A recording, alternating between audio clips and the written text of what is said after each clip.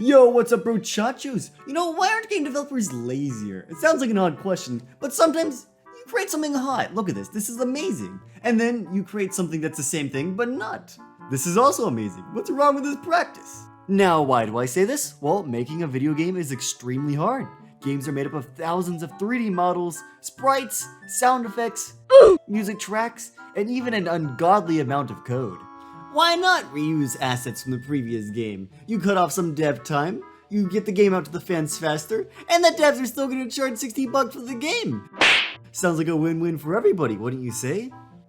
Now this will lead to games looking more similar, but is that really an issue? As long as you don't get carried away, it can't really be a bad thing. Unless, of course, it is a bad thing.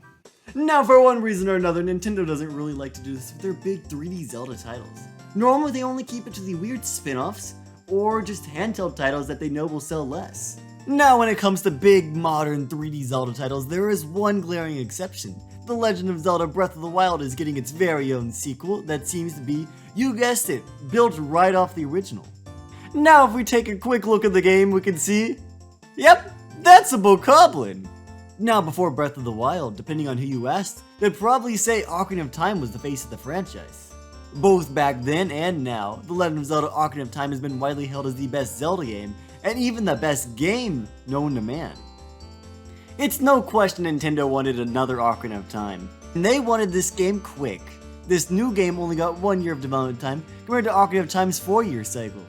Man, I don't even know what I would do if somebody asked me to do something in 1 year.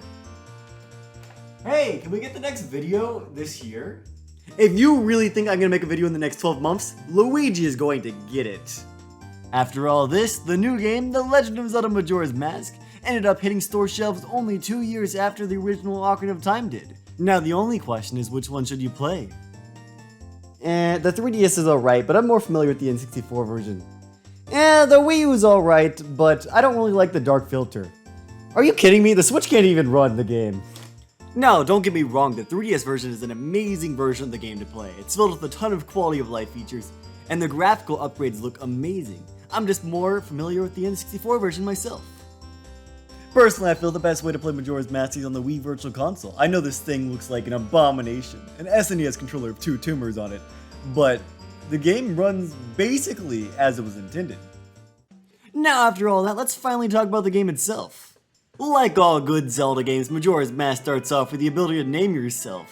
We're gonna name ourselves Richard. I bet if you name yourself Link in a Zelda game, you probably drink milk or orange juice for breakfast like a normal person. I drink sugar-free Mountain Dew. We are not the same.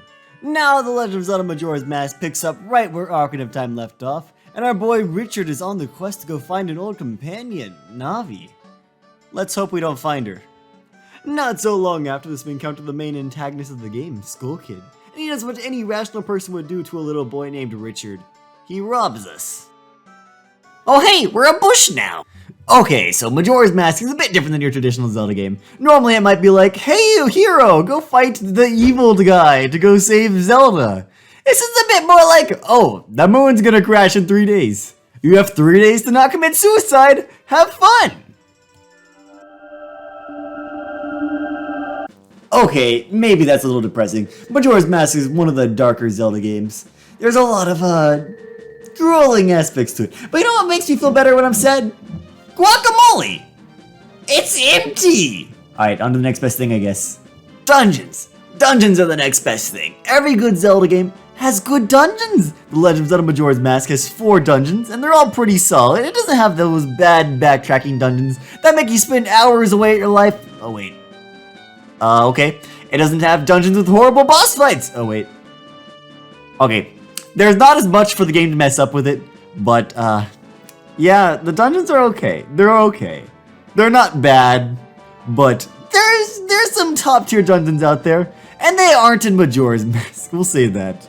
Oh, the appeal of Majora's Mask isn't in the dungeons anyways. It's in what's outside the dungeons. Majora's Mask is built and carried by these side quests. Everything outside the dungeons are just more entertaining than the dungeons themselves. I mean, we get to fight aliens, we get to race, we have a guy who has more nipples than the entire Legend of Zelda Breath of the Wild. What else could you want? Most of these side quests explore the 3-day cycle. We get to see people suffer as the moon is about to crash, and then we get to erase the timeline. We even get to have a child! I'll name him Ben. I hope he can swim. I don't know, it just astounds me that this strange fever dream of a Zelda game was spawned by the reused models from Ocarina of Time. By all means, these are different games. But somehow this game feels more modern. Well, Ocarina of Time and even Mario 64 were there to break the ground and develop new experiences for 3D. This game seemed to be more of a, hey, this works, let's make it better. And that's not even talking about the new things implemented into the game. The game basically is all the same mechanics from Ocarina of Time, as well as a bunch of new mechanics, mostly in the form of mask. Oh my god, guys, it's from the title! The coolest of these were definitely the transformation mask. 3 of these were unlocked through just playing the game normally and allowed Link to transform into standard Zelda species. The first is the Deku mask that turns Link into Deku Link, allowing him to use the Deku's natural abilities and be a target of racism. Maybe this is why Dekus don't appear in modern Zelda games. The second mask was the Goron mask, and boy was this one fun. Goron Link had strong punches that were stronger than Link's sword at the time you unlock it, and you also had the ability to roll, much like the rock mushroom in Mario Galaxy 2. Third is the Zora mask, allowing you to become a fish.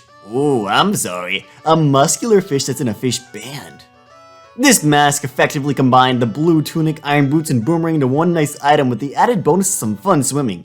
God, I wish I had these during the water temple back in the day. Each of these masks have their own instrument to play instead of the Ocarina of Time, and god did they make me wish transformation would return in future Zelda titles. I mean, sure, we did get Wolf Link and Twilight Princess, but I feel being able to roll as a Goron would be a great addition to any Breath of the Wild. Oh yeah, how did we get these masks? Dead people. Yeah, this is probably one of the reasons why people call this game a bit dark. I mean, we're putting them to rest. They should feel good, right?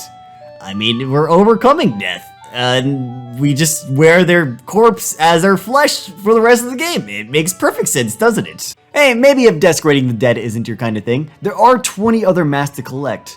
Although, most of them are useless and only used in a single side quest. Out of all these useless knickknacks, there is one mask that stands among the rest. The bunny hood is amazing. This item increases Link's running speed and his jumping Link. I don't know how I ever lived without this. I'll be the fastest bunny in all the land. This item even made its way into Super Smash Bros. Holy cow, please put this in literally anything else. I mean, I guess it was in Ocarina of Time, and it was one of the few masks that actually did something in Ocarina of Time, but dang, this is the definitive bunny. With all this said and done, Majora's Mask really is an extremely vibrant and well-made world for The Legend of Zelda. Even if this game did use Ocarina of Time as a base, it does so much more beyond. It's so much more vibrant and it brings so much more to the table. Both these games are great classics for the N64 to play, and Majora's Mask definitely should not be missed up at any opportunity. Now I would probably go on a little bit more about how you need to play Majora's Mask, but honestly, there's a sale on sugar-free guacamole dungeons right now, and I gotta get out of here immediately. I'll just leave you with the old outro. Maybe I'll make a few changes to it. Alright, all we gotta do is add a metaphor for death, then we can sell this as a new outro. Bingo! That'll do. Audience muchachos, Hacker Crusade signing out, until we return again.